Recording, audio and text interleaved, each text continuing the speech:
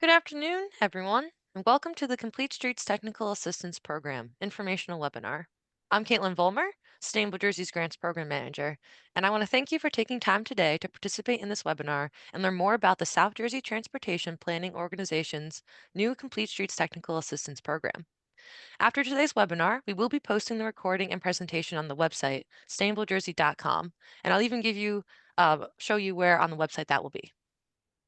In addition to myself, presenting today will be Jennifer Marandino, the Executive Director of the South Jersey Transportation Planning Organization, James Sinclair, Senior Research Specialist at the Allen M. Voorhees Transportation Center, or VTC, at Rutgers, the State University of New Jersey, and Patrick Farley, the Program Director at the Cross County Connection Transportation Management Association. Just a quick update. We postponed the originally scheduled Complete Streets workshop that was going to formally be on Monday, December 9th. Based on feedback, we will be revising the format and the timing and looking to schedule again in late January or early February. It will be a free workshop in South Jersey, hopefully at the Rowan University or Cumberland County campus off of Route 55, but stay tuned for more information. Today, we'll be providing a review of the specific types of technical assistance available. We're also going to provide examples of problems that can be addressed through this program, and we're going to describe how to apply and how applications will be evaluated. There will be time at the end of the presentation to answer your questions. Please feel free to use the Q&A button to put your questions in during the presentation into the Q&A box. And please just note that the chat box feature is only going to be used by staff to share links to resources. So you won't be able to use that chat box to enter your questions. And you'll see that my colleague Anne is already putting in some great resources into the chat. And now with that, I'm going to turn it over to the Executive Director of the South Jersey Transportation Planning Organization to provide more background about this new program. Good afternoon, and let me add my thanks to you for attending today's webinar. This effort is being funded by the South Jersey Transportation Planning Organization, referred to as SJTPO. All municipalities within our region are eligible to apply for this program. Unlike other grant and technical assistance opportunities that Sustainable Jersey administers, municipalities do not have to be registered in the Sustainable Jersey program to apply. South Jersey SJTPO is the federally designated Metropolitan Planning Organization, or MPO, for the Southern New Jersey region, serving Atlantic, Cape May, Cumberland, and Salem counties. Under federal law, MPOs carry out transportation planning and decision-making for urbanized areas.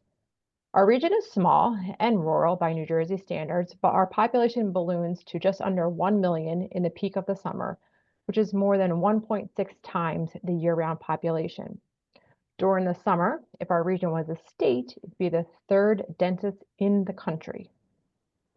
I'll also note that there are 68 municipalities in our region, which means on average, there are fewer than 8,700 year-round residents in each.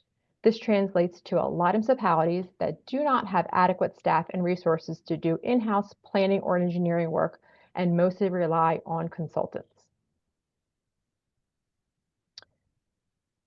With an understanding for the needs of South Jersey municipalities, this program was modeled after a successful one that my colleagues run for the North Jersey Transportation Planning Organization, or NJTPA, for municipalities in their region. They found that planning studies that are the result of the technical assistance have set participating communities up for competitive grants or discretionary funding. So we're super excited to be able to offer that here in South Jersey. The slide shows examples from NJTPA's program. Public agencies are often motivated to fund projects that have community on board, and these projects help engage your business and residents. Complete streets are roads designed for all users, all modes of transportation, and all ability levels.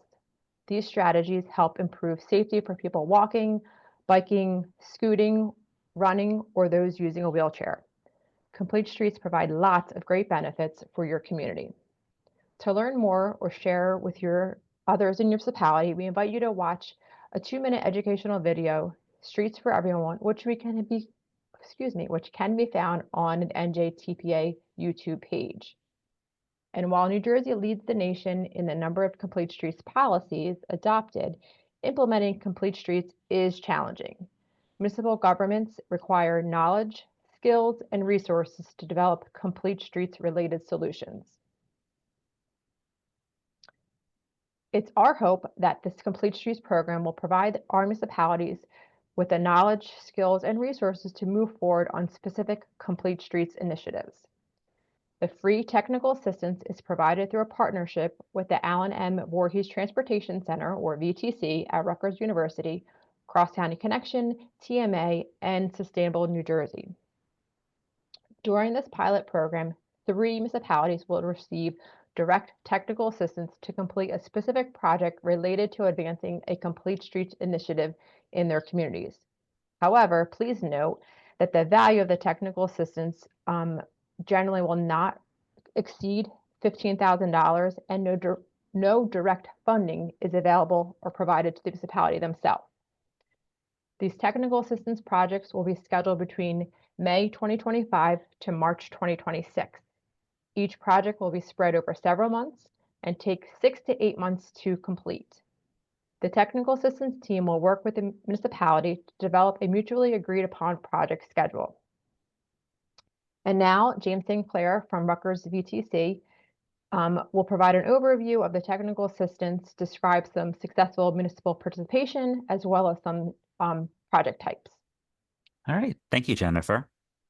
So there is no perfect one-size-fits-all method for successfully integrating complete streets principles into project planning and design. The SJTPO Complete Streets Technical Assistance Program is intended to provide hands-on guidance specific to the municipality. So again, this program provides communities with planning-level assistance. The Complete Streets Technical Assistance team also works with the municipality to engage the community. An example from Oakland Borough, we set up a table at a regularly scheduled event, the Halloween Trunk or Treat, and received excellent information and responses from residents who live there.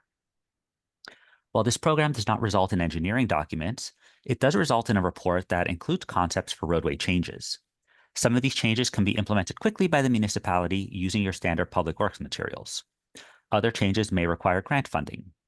These reports can act as the basis for a grant application to undertake the detailed engineering or other studies to make the roadway changes. And as Jennifer mentioned, many municipalities we have worked with have been successful in using the reports in this manner. All projects will be conducted in collaboration with designated municipal representatives.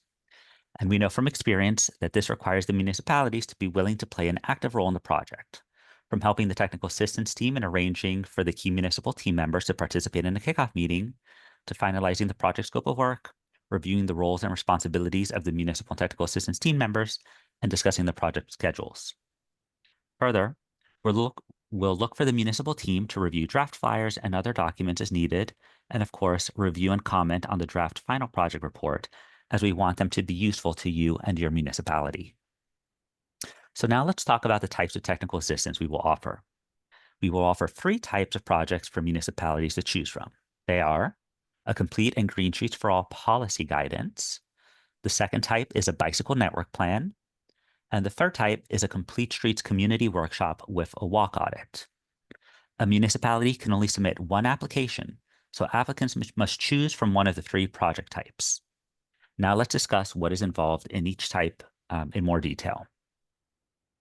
So the first again is policy guidance. So in this project, the Complete Streets Technical Assistance Project team will work with the municipality to assist them in the development or update of a complete streets policy to align with the 2020 NJDOT Complete and Green Streets Policy for All model. Through a series of virtual meetings, the project team will update an existing policy, or absent an existing complete streets policy, review existing municipal practices to offer guidance on what to include on a new Complete and Green Streets for All policy. Further, the project team will advise on whether the policy should be enacted by resolution or ordinance. The project team will assist the municipality in making a presentation on the Complete and Green Streets policy recommendations at a virtual public meeting. When applying for the Complete and Green Streets for All policy guidance project, there will be some project-specific questions.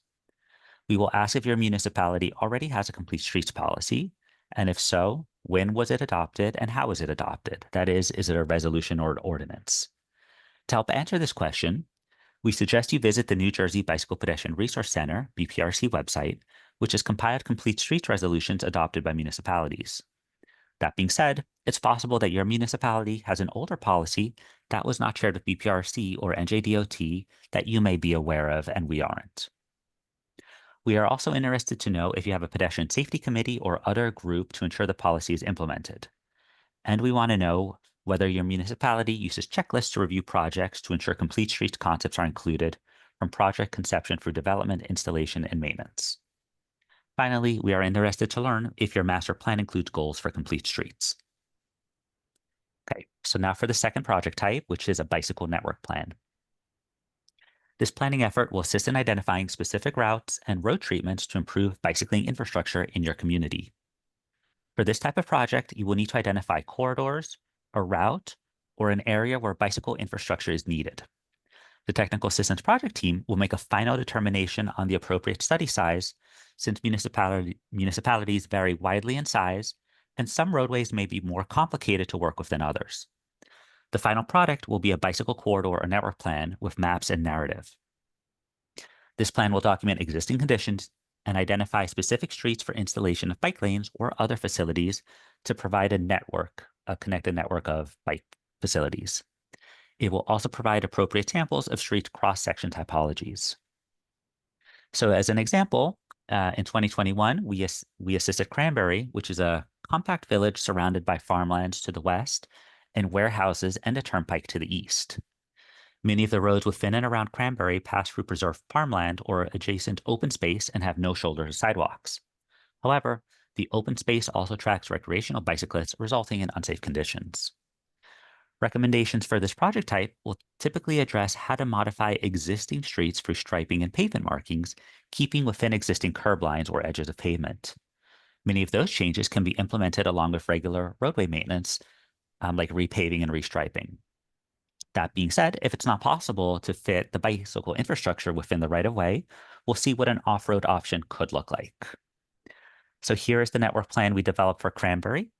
In addition to traffic calming recommendations, the study provided detailed recommendations for 9 roads, each based on their width, traffic volumes, speed, and public input. The recommendations also included short-term fixes, such as striping, and longer-term solutions, such as development of multi-use trails. Thanks to this project, Cranberry was able to work with Middlesex County to restripe a shoulder into a bicycle lane along one of these corridors at no cost to the municipality.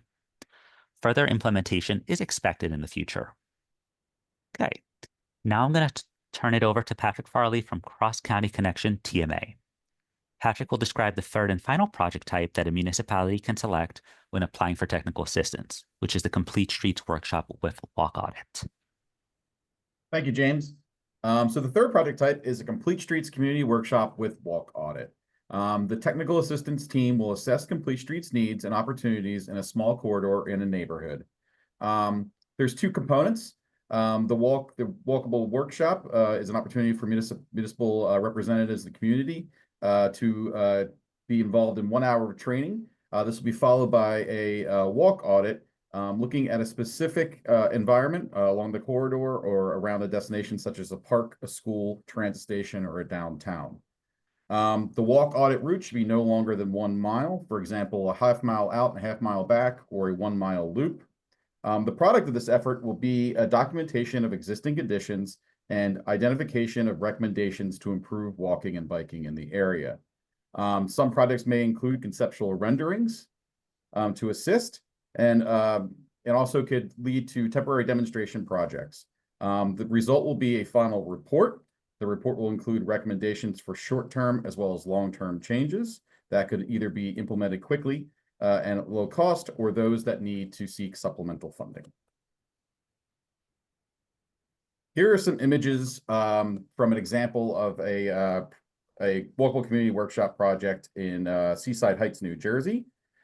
This was a 4-lane county road that had 2 frontage roads with parking. This is a result of a former railroad right-of-way. And this unique configuration created complicated intersections and extremely long crossing distances for pedestrians. Participants observed low rates of parking, though parking is needed during peak weekends and events since this is a short community. Participants also observed maintenance and lighting issues such as damaged sidewalks, street trees and signage that were in poor condition, and also poor lighting that did not adequately light areas where pedestrians or bicyclists might be. Recommendations included a road diet and bike lanes. The road diet would take the 4 lanes down to 3, 2 travel lanes and 1 center turn lane, and also still maintain the parking that was along the frontage roads. The bike lanes were, the road diet provided room for bike lanes, which would connect to existing bike lanes both north and south of this corridor. At the request of the borough, the Complete Streets Technical Assistance Team prepared an interim memo of findings and recommendations to help the team meet the fall 2023 deadline for a transportation alternative set-aside grant.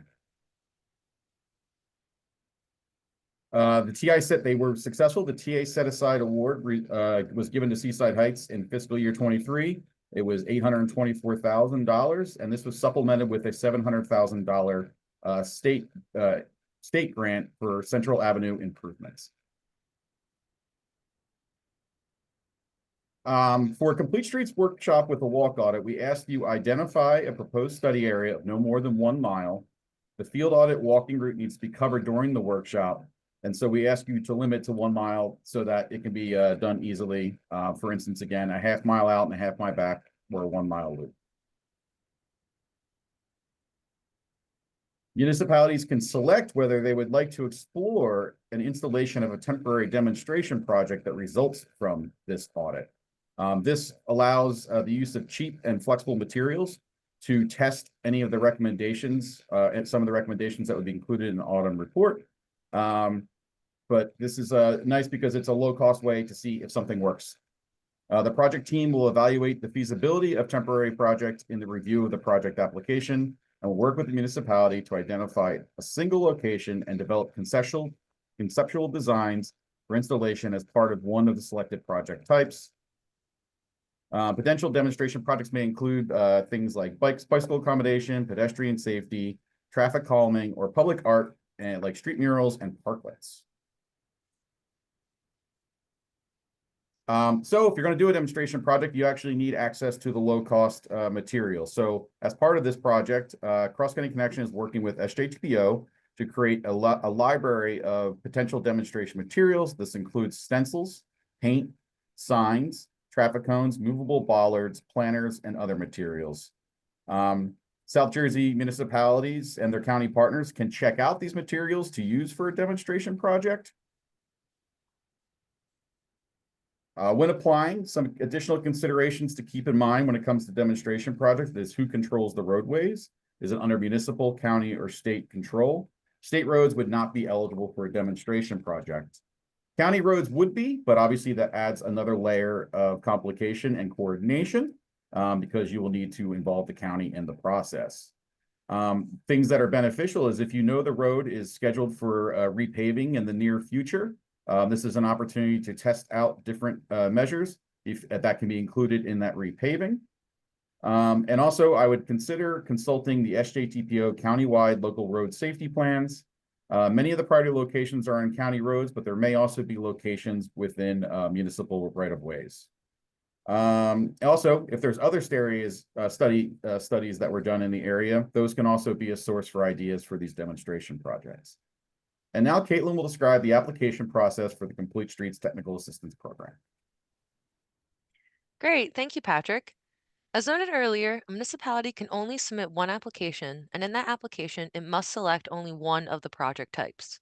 These projects should stay within the scope of up to $15,000 level of effort. But just as a reminder, will not be receiving any actual direct funding. The funding will be the staff time provided for the technical assistance. In addition, many of these projects discussed could earn you points in the Sustainable Jersey program, which is another great incentive. The application information package contains the detailed information regarding this opportunity, including the criteria that the project selection committee will be using as the basis for scoring applications. A good first step in considering whether or not your town wants to apply for this opportunity is to read through the packet. There's a link to the packet in the online application, and it will also be available on the Sustainable Jersey website. The application has three sections. Section 1, applicant information. Section 2, which is the project type you'll be requesting. And then Section 3, which will ask you to upload an authorization resolution that just shows that your municipality supports your application. In Section 1, you'll be asked to identify the primary contact for the grant application. This will happen through the profile section once you create an account. For this application, the primary contact needs to be from the municipality or an elected or appointed official, such as a municipal employee, municipal elected official, or appointed officials such as a Green Team member or an Environmental Commission member. If you are working with a consultant, know that it's okay for them to help you submit the application, but this primary contact must be someone who fits this criteria. We will also be asking you to provide contact information for your mayor and your business administrator or municipal manager. The most important section of the application is going to be Section 2, which is where you're going to be talking about what project you are requesting. First, you will be selecting from a drop-down menu of the three project types, which include Complete and Green Streets for All Policy Guidance, Bicycle Network Plan, or Complete Streets Community Workshop with Walk Audit. It's important that you do this first in the application because each project type has specific questions that you'll have to answer. For the policy guidance types, James already described the information we'll be looking for to provide about your policy. For the walk audit or the bicycle network plan, we will ask you to provide information on the proposed study area location, including whether or not the project includes a county road, and to describe the safety and/or mobility concerns. And you'll be able to answer all these questions directly through the online application portal. We'll also be asking you to upload a map. So information on a letter-sized street map that will clearly delineate the boundaries of the study area or the limits of the study corridor. This map is going to be used for context and should show project limits and key connections and attractions. You can use Google Maps or NJDOT MapMaker tool or other easy-to-print maps that show landmarks, street names, and other identifying features to assist the reviewer in understanding the location of the project and the local context. The map will assist you in identifying if you have included a state or county road in the study area. Projects on county roads will be considered contingent upon written documentation from the county that authorizes the proposed project and commits a representative or county engineer to participate in all project meetings. You will be asked to provide this documentation in the application. Please indicate if this project is also part of any previous or future studies and if there are any particular community groups with potential interest. And lastly, you'll be asked to indicate if you would like to explore a temporary demonstration as part of your project. In the public engagement section of the application, you'll be asked to provide information and a list of who will be engaged in the project. This includes a list of organized groups of stakeholders that may be engaged during the project. This may include community groups, green teams, planning boards, local school districts, chambers of commerce, or other organizations. Particular attention should be given to low-income, minority, low English proficiency community members and local organizations that have contacts with those populations. You will also be asked to list your municipal project team members, including their names, titles, departments or organizations, and availability to participate in the project. The local project team should include key staff involved in complete streets, including the municipal engineer or consulting engineer, an elected official, and the municipal administrator. Is also beneficial to include additional people, such as the police chief or traffic safety officer, public works director, a planning board and or green team member, and an interested resident or person who works in the area can all be important participants in this work. Also, if you're working with the county, there should also be county representation planned for your project team. And if applicable, please describe the equity considerations. For example, the proposed project addresses a burden that is disproportionately experienced by traditionally underserved populations, such as minority, low income, limited English proficiency, disability, age, so young, 17, or older as 65, foreign born, zero vehicle household, and female. Please let us know in your application. The final part of Section 2 of the application for technical assistance is the optional information. So what do we mean by optional information? So while it's not required, we do encourage applicants to consider uploading any additional files that can support their application and provide more background information, such as letters of commitment or support from community groups and other stakeholders, pertinent sections of existing planning documents. So if you have a larger document, such as your master plan, that goes into Complete Streets, please only provide the section that talks about that and not the entire master plan as an upload. Surveys, studies, and supporting data, additional maps, photos, graphs, and other media, and any other documentation that you think supports the need for the project. The final section of the application, which is Section 3, is the grant authorization resolution. So in order for your municipality to participate in this program, the applicant must upload an adopted resolution of the governing body as documentation that is authorized to apply for this technical assistance. We do have a resolution template that you can use. It'll be in Appendix 1 of the application information packet and will also be linked on the website. Please note that it would be best to start the process of obtaining this resolution as early as possible to allow enough time to have the resolution adopted by the deadline. That said, you can upload your approved resolution beyond the application deadline of February 28th. The deadline for the resolutions must be uploaded by Friday, April 4th, 2025. We give you some additional time. That way you have plenty of time to get the resolution onto the agenda and get it adopted. The Complete Streets Technical Assistance Team will evaluate the application based on the evaluation criteria described in more detail in the application information packet that will be found on the Sustainable Jersey website. We'll be looking at the project and its scale and how well the safety and mobility question is defined. We will consider if you have identified key members of the community to engage and if they are interested in participating in the project through letters of support. We will also be looking to see who from your municipality will participate in the effort. If you have support from an elected official, the municipal administrator, and the municipal engineer or consulting engineer. We want to make sure that your team includes pertinent members, such as the police chief, planner, public works director, planning board member, green team members, etc., where necessary. And if a county road is involved, the inclusion of pertinent county staff. There'll also be some additional considerations. We will be looking to see if the proposed project involves a street or streets of high crash rates, especially those involving pedestrian and bicycle crashes. And also, we might be looking at the proposed project. If the proposed project addresses a burden that is disproportionately experienced by traditionally underserved populations, defined as minority, low income, limited English proficiency, disability, age 17 and younger or 65 and older, foreign-born, zero vehicle household, and female. So all of that information and any information at all that you may need to apply for this program will be located on the Sustainable Jersey website. It will be located on the SJTPO Complete Streets Outreach and Technical Assistance Program page. You can get to it very easily either via our homepage slider, or you can go to the Grants Technical Assistance tab, click on the Complete Streets TA menu on the left, and then you'll see the SJTPO Complete Streets TA page. This is also where we'll be posting the webinar recording and presentation slides.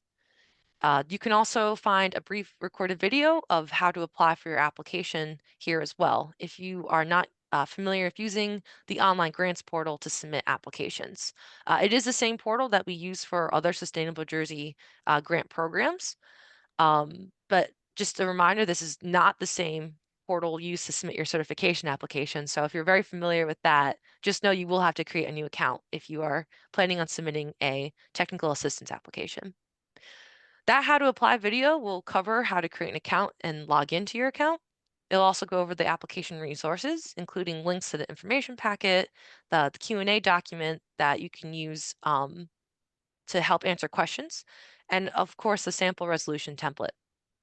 We'll also discuss the flow of application and how you can upload materials and use the various functions of the online application. They'll show you how you can save and go back, which means you don't have to worry about completing your application in one sitting. And I'll also provide some tips and important things to remember, such as keeping track of your login and password, how you can edit your application if you need to fix a mistake or add documentation, as long as it's before the deadline, and also how to print a copy of your application for your records. And now we can move on to your questions. Just a reminder that all attendees are currently muted. If you have a question, please feel free to enter it in the Q&A box via the Q&A button on Zoom, Or if you prefer, you can raise your hand and you can ask your question verbally. We'll go ahead and unmute you in that case.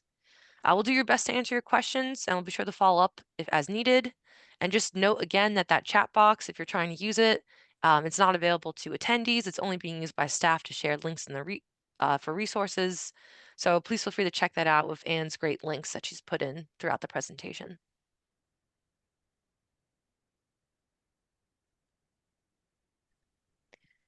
So the other thing we can do as we wait for you all to maybe think about any questions, again, you can use the Q&A, raise your hand, but I could run through some of the previous reports.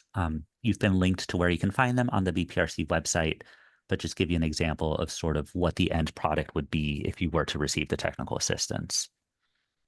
So yeah, I'm gonna have to just go ahead and do that. Again, just while we wait, if we have any questions. If not, this is sort of the end of our planned webinar. So feel free to head out and start your application. So let me go ahead and share my screen. Okay, you see that, Caitlin? Yes. Okay, so what I'm showing first is just sort of what the complete and Green Streets policy report would look like if this is the project type you chose. Again, these are examples from the NJTPA region, but it is the template we're using for the SJTPO region. So basically, you have your sort of standard explanation of what complete streets are, an explanation about the differences between a resolution and an ordinance and sort of reasons to adopt it. But a big part of these kind of reports is that our staff will go through sort of your existing municipal codes and ordinances and stuff, look at the language you have in there, and basically recommend some potential actions as well that you can take. So one of them, of course, is adopting the complete and green streets policy, which is what you would be doing. But as you adopt it, we're looking at your codes related to sidewalks, to bicycling, to safety, to school zones. And this is an opportunity to see places where you would want to go ahead and update those as part of the process. And then, of course, our recommendations are, adopting the resolution, then moving that forward as an ordinance with your council, and the next steps as well. And then the outreach we mentioned, so there's sort of in-person outreach with the community. For this one in particular, we attended an event. And then there's obviously a lot of back and forth between the project team and the municipality to sort of make sure the report is what you want it to be. Before I James, move to the next one, yeah, I'll go ahead and. oh, great. Wonderful. So we do have a question from Kathleen Foley, and the question is, I'm guessing pedestrian fatalities data are incorporated into prioritization. Not sure who would like to answer that. Yeah, I can take that as well. So yes, as part of the screening, we'll look at the two parts, which is the equity part and the crash data part. So that's going to look at overall crashes, but look at really serious injuries and fatalities for all roadway users within the corridor. One of the things we do want to note is that sort of the crash data that we have access to on the state level is a little bit out of date. So if you know of a recent collision, a recent injury, a recent fatality, recent being in the past 2 years, that you want to highlight as part of your application, please do so, because we will not be able to find that in the state databases. They take a while to filter through. All right, thanks, James. Does anyone else have anything to add? If not, we can go back to the examples. Okay, no hands raised. Okay, so let me share screen again while you all think of good questions to ask. Okay, so this is an example of a bicycle corridor plan. So when we talk about the bicycle projects, we can look at an overall network, and I'll provide an example of that, or a specific corridor. And basically, as you put your application together, sort of keep in mind that some roadways are easier than others to work with. And by that, I mean, if it's a pretty consistent roadway, it's the same speed limit, the same width, the same land use for 5 miles, that would probably be just one recommendation. In some municipalities, basically every single block, the width changes. You get 5 feet here, 6 feet there, sidewalks come in and out. So that's going to require a lot more effort for the study team. So when you're thinking about how large of an application kind of thing, you have to sort of keep that in mind. And then as we review that, we'll work with you to be like, okay, you applied for this big area. based on our capacity, we're not going to be able to do all of them, but we're going to prioritize a few of the roadways in order. This is an example of a community who had a specific corridor in mind, and they had a concept in mind. They said they wanted to know what a two-way protected bike lane would look like. So our report, we looked at the study area, we looked at the existing conditions, we looked at the traffic counts and the collision history, and then we put together concepts and recommendations. So this one, we met with the team, we gave them sort of 3 different options you can see here. And then they said, well, we really want to go with option number 3. And because this was sort of simpler in that the roadway was consistent throughout, we could use some of our time to develop these concept renderings. So when we talk about conceptual renderings, this is sort of what we're referring to. And this kind of material is really great to present to members of the community who really might not understand what exactly one looks like. And even though this is bicycle focused, because it's a larger area, we are taking into consideration, pedestrian needs as well. So our recommendations might include, curb extension and stuff like that. Since it is about complete streets, it's about all roadway users. I got to stop sharing for a minute to actually access the next one, but did any questions come in, Caitlin? Nope, not this time. Okay. So I'll give an example of a different kind of bike project. This is one. You can see in this cover image here, they had the concept of what do they call it? Like a circuit almost. They said, we want to connect this park and the downtown and the school, and what's the best way to do that? They actually originally they wanted a much larger area, but again, based on discussions, we said, you know what, we can't do this is a Plainfield, we can't do your entire city. We have to focus on one of your wards. So again, this type of project, the team went out, sort of met with them to sort of see what their needs were. We did sort of a desktop analysis of the different roads that are there, and then based on that desktop analysis, we sort of simplified it to these quarters you see here. This one was pretty complicated. This is one of those communities where the roadways change every couple blocks. So each color here represents a different facility type just because, if one roadway is wide enough for a bike lane, after a couple blocks it wasn't. So we had to go with a shared lane or a bicycle boulevard, that kind of thing. But yeah, we gave them sort of these kind of drawings. These are, again, planning ones. They're not engineered. The next phase would be to go through the engineering process. But these are using, the best practices available from the federal design that's approved, what NJDOT allows, that kind of stuff. So using those standards for lane width, bike lane width, speed limits, that kind of stuff as well. So a different section had a bicycle boulevard recommendation. We looked at sort of traffic calming as well, and then sort of went road by road to sort of see what would work and what wouldn't work. And just getting to the end here. So you could see here, this one had a pedestrian improvement as well, a pedestrian sort of sidewalk extension. Because again, we are considering all modes, even though we're thinking about it sort of from the bicyclist perspective. It's really about all modes. And then we provide some additional recommendations at the end as well. Before I get to the last project type example, any other questions came in? No questions, but Kathleen said our planters looked great in that project that we showed before Yep. and help with rainfall capture, which is great because complete streets are supposed to also address stormwater management. So thank you, Kathleen, for your comments. And I just want to remind everyone that the optional demonstration project that could potentially be added onto your technical assistance project is available for all 3 types. So definitely keep that in mind when you're looking at submitting your application. Yeah, and I could also pull up a couple of examples of demo projects besides what was in the slides. So this is a walkable community workshop. Patrick showed you a little bit of this in his section. So the report format is pretty similar. As I mentioned, we're looking for a 1 mile total, which if we're doing out and back is a half mile. That is because we're going out with the community, we're going out, so members of the project team and residents and local stakeholders, to do this in person. So we have the educational component, which is a classroom 1 hour discussion of what are complete streets, what designs work, what designs don't work, what is allowed at the federal level, what is allowed by NJDOT. And then we went out and did the audit with the team where we find sort of the existing conditions, the deficiencies within the sidewalk, too narrow. This picture you saw earlier, just sort of because of the narrow width, because of the conditions, people with mobility issues cannot use the sidewalks. We found missing crosswalks. We found the maintenance issues, that kind of stuff.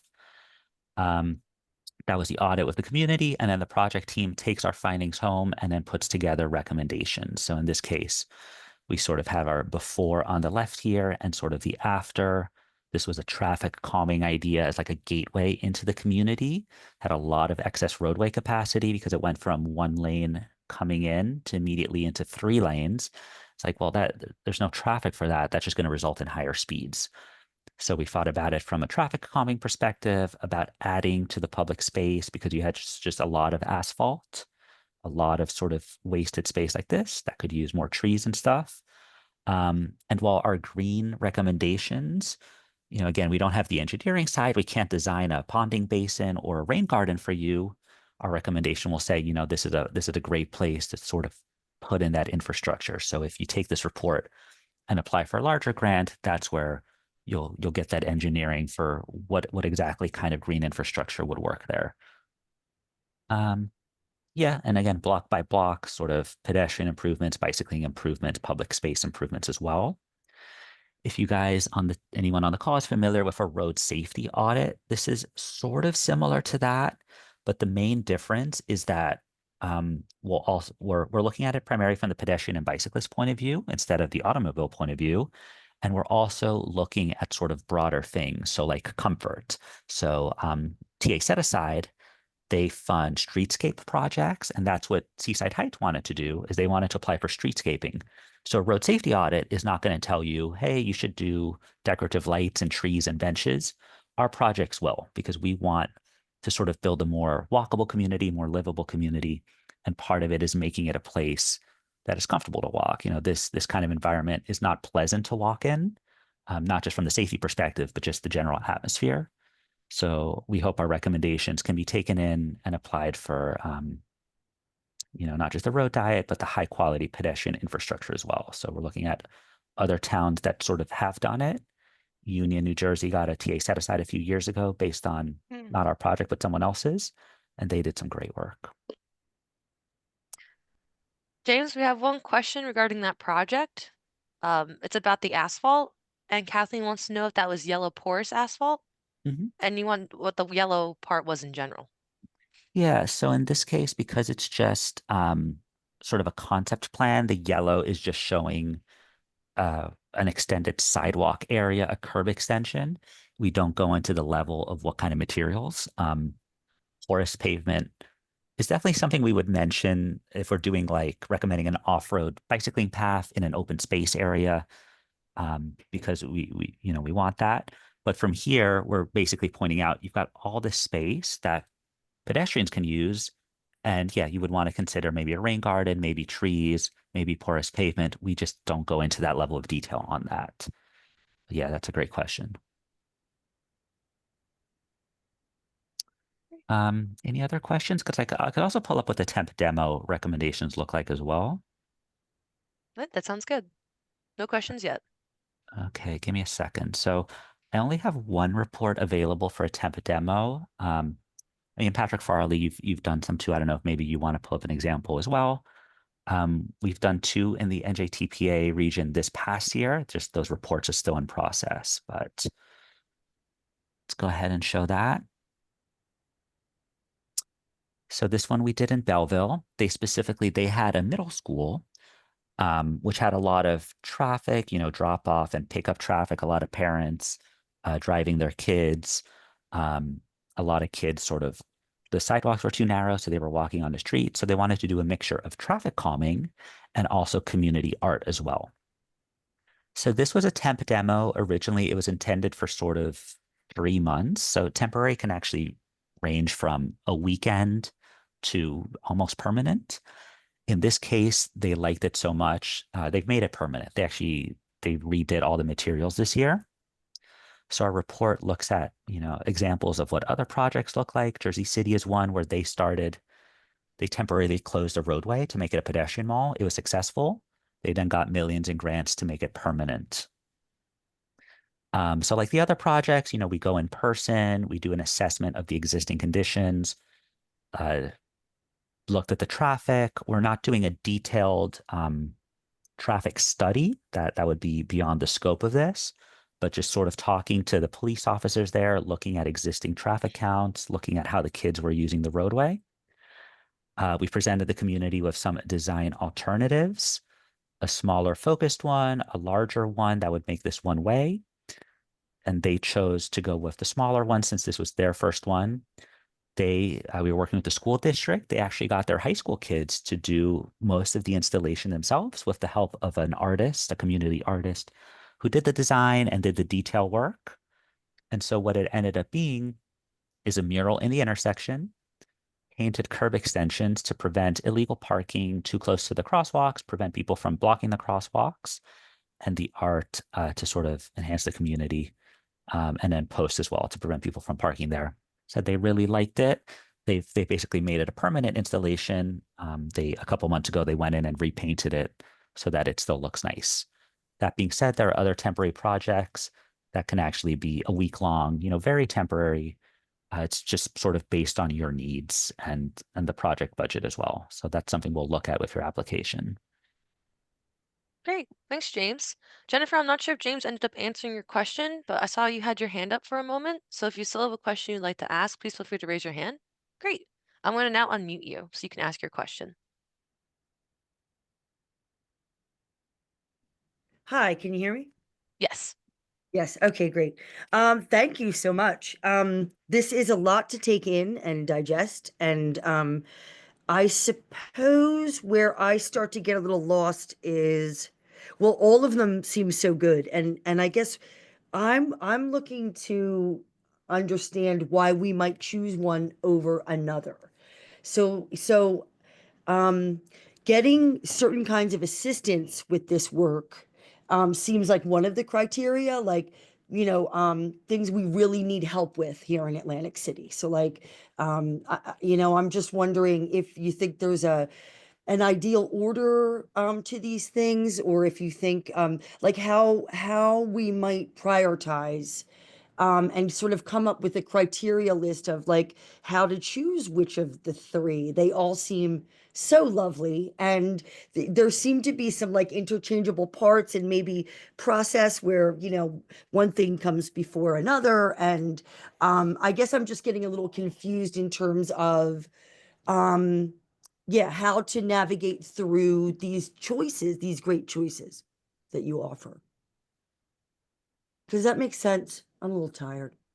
I It think it's a does. great question. Yeah, it's a Okay, great great. question. It is hard to answer though.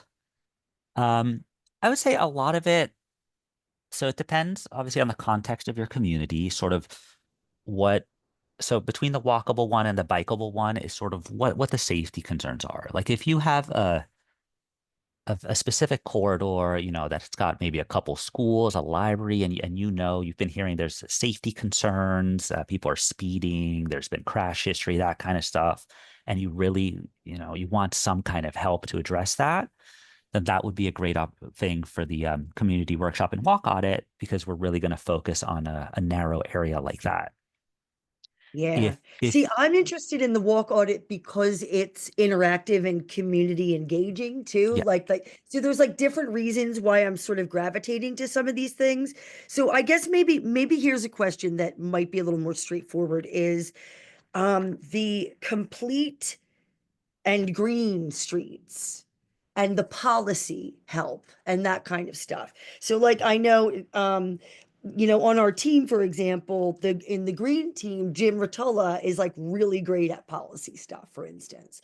So like I'm wondering if it makes sense to deal with policy before we start doing interventions and temporary demonstrations and things like that in the world, or if we have I have some experience doing this kind of work, like could it or would it make sense for a team of us to do some of these kinds of studies without help so that we might be able to use the assistance you know, in one of the other three projects? I just feel like they weave together so beautifully, and I'm just looking for ways to sort of like get the most bang out of our buck with this.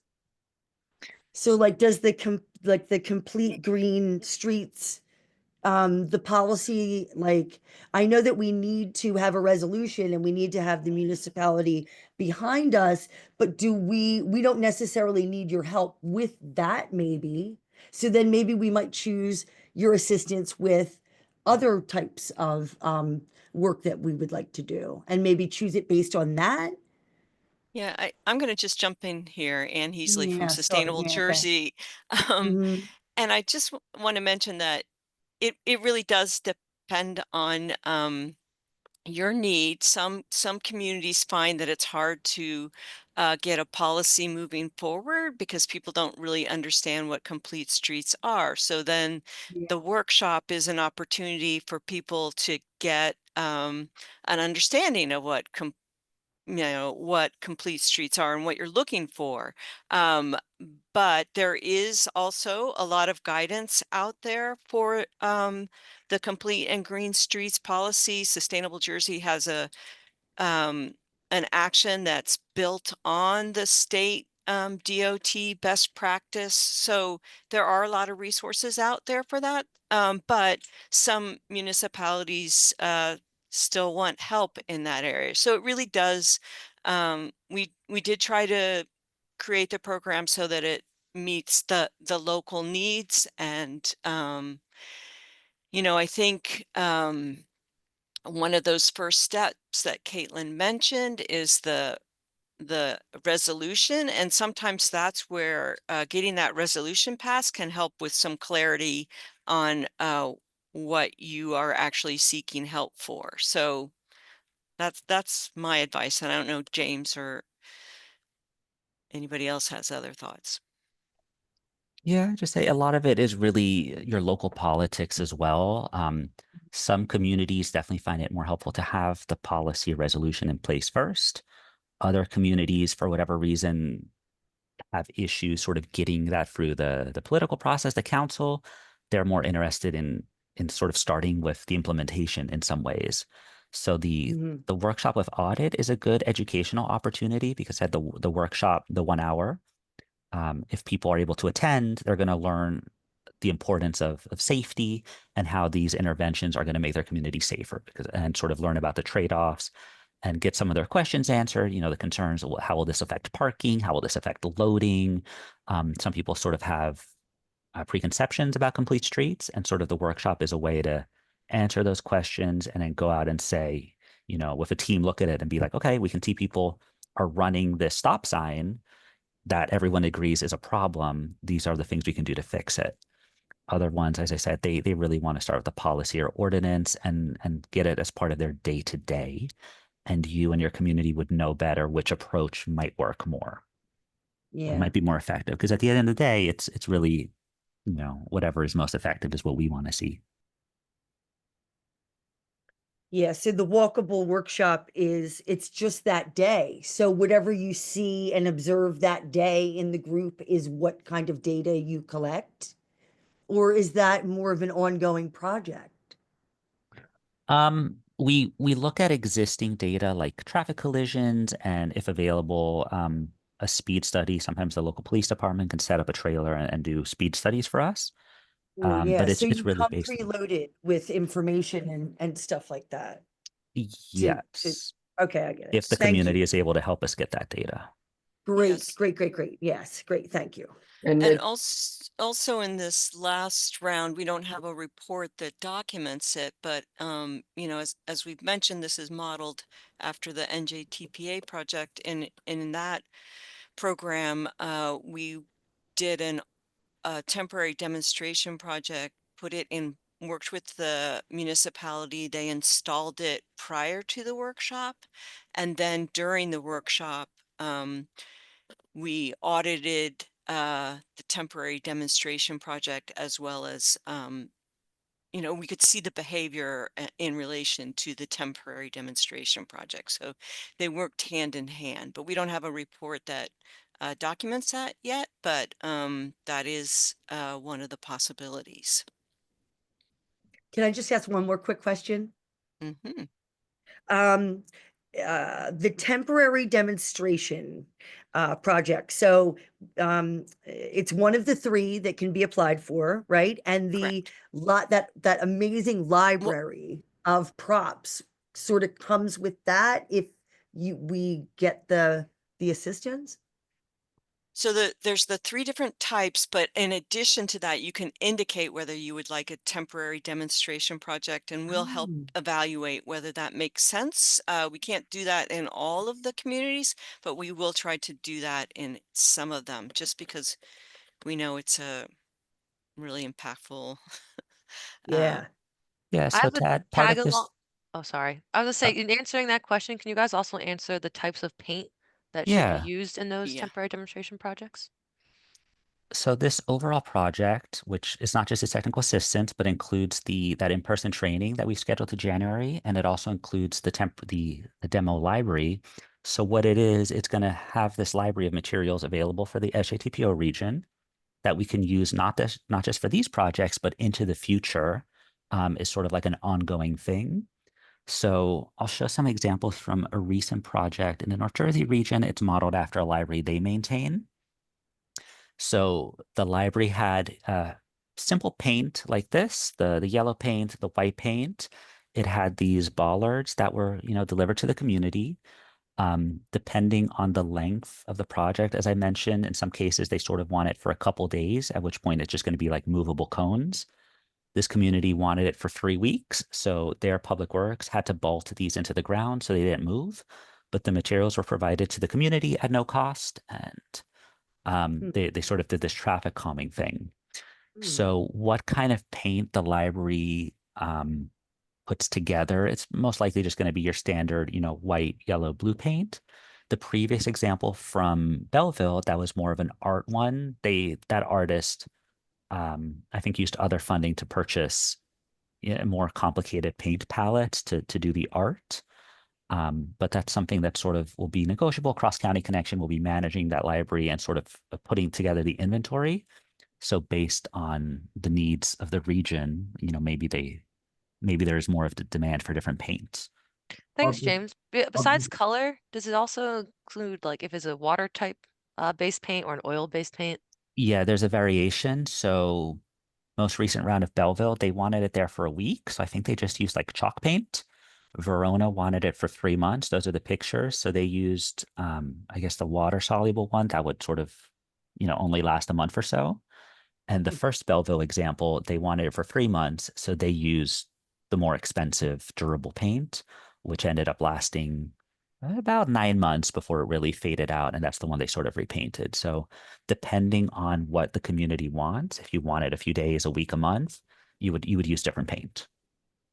Great, And thanks. I just wanted to clarify, just to make sure that it was understood that the demonstration library is not just for these demonstration projects. If a municipality is interested in doing a demonstration project on their own, they can ask cross county, they can apply to use the materials as well.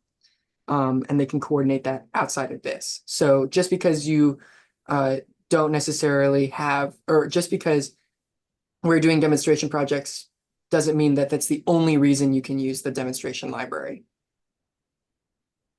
Great. Thank you. That's Great. great. Thanks, Jennifer. I'm gonna go ahead and put you Thank back on you. mute. No problem. And then we have a couple questions I answered in the chat box that I just want to answer out loud for anyone who isn't keeping up. So just a reminder, applications are due February 28th, 2025. However, that application authorization resolution that you need to get adopted by the municipality, you have an extended deadline for that for April 4th, 2025. And you will be able to re-enter the portal to upload that at that time. Also, someone did ask again if this presentation is being recorded and if we will be posting the presentation slides and the recording on the website. And the answer is yes. I put a link in the question answers box, but it will be on the Sustainable Jersey website. So you will be able to get access to that within the next couple of days, I'd say, probably a day or so. And then I think those are all of the questions we asked or answered in the chat box.